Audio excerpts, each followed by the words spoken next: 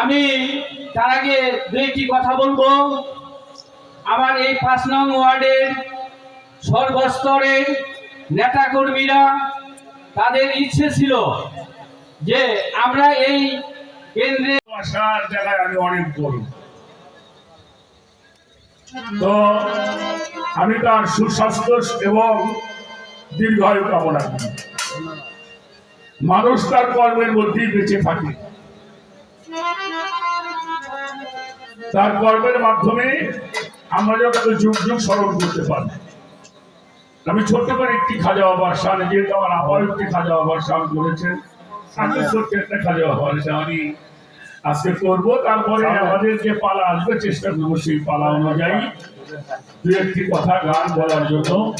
এটা ঈদের আনন্দ, এখনো ঈদের আনন্দ পুরাপুরি চলছে। প্রত্যেকটি বাড়িতেই জামাই মেয়ে বন্ধু বান্ধব সবার বাড়িতে সে আনন্দ চলছে। আমরা সেই একটি মাস মাহে রমজানের সিয়াম সাধনার পরে আনন্দ, সে আনন্দ যেন আমাদের মধ্যে বিদ্যমান থাকে। আমরা সেই সিয়াম সাধনা যেন জীবনে বাস্তবায়ন করতে পারি। মালিক যেন আমাদের সেই তৌফিক দান করে। সবার উপরে শান্তি বর্ষিত হোক। ধন্যবাদ। দয়া করে মায়া করে হায়াতে বাঁচিয়ে রেখে সকলকে মিলন হওয়ার জন্য যিনি তৌফিকের আয়োজন করেছেন, সেই মহান আল্লাহ তাআলার দরবারে অনন্ত কোটি শুকরিয়া আদায় করে আমরা সকলেই একবার জবানে বলি আলহামদুলিল্লাহ। আলহামদুলিল্লাহ। তারই সাথে তার পিয়ারা হাবিব সরওয়ারে কায়নাতের শাফায়াতুল মুসলিমিন সিরাজুল মুনিরা নবী মুহাম্মদুর রাসূলুল্লাহ সকলেই বলি সাল্লাল্লাহু আলাইহি ওয়াসাল্লাম সালাম। মদিনাতুল মুনাওয়ারায় লাখো দরুদ সালাম সম্মান ভক্তি জ্ঞাপন করে সঙ্গে আহলে বাইত মাওলা আলী মুসলিম কোশা আলাইহিস সালাতু ওয়াস সালাম, মাওলা ইমাম হাসান আলাইহিস সালাতু ওয়াস সালাম, মাওলা ইমাম হুসাইন আলাইহিস সালাতু ওয়াস সালাম, সঙ্গে আমার খাতুনে জান্নাত ফাতিমাতুল জোহরা সালামুল্লাহ আলাইহা।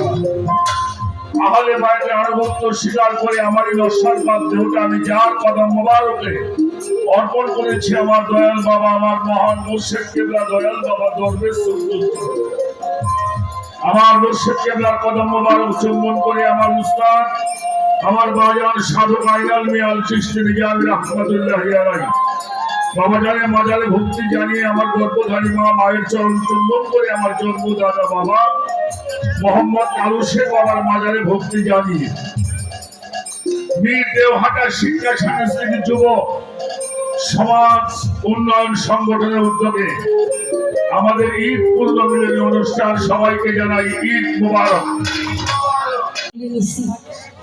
সবার মুখখানি তো চোখের সামনে ভাসে, তাই তাদের ভালোবাসার জন্য ছন্দে ছন্দে তাদের নামগুলো সামনে আসে।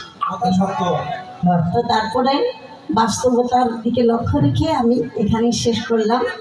আমি মহান মালিককে স্মরণ করলাম গানে গানে, আপনারা স্মরণ করলেন মনে মনে প্রাণে প্রাণে। কারোটা প্রকাশ্য আর কারোটা অদৃশ্য, এটাই সৃষ্টির উদ্দেশ্য আর রহস্য, তাই না? এটাই হিসাব টিকাস।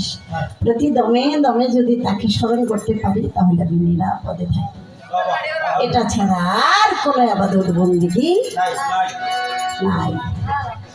আরেকটি গান করে বসিয়ে একদম শর্ট।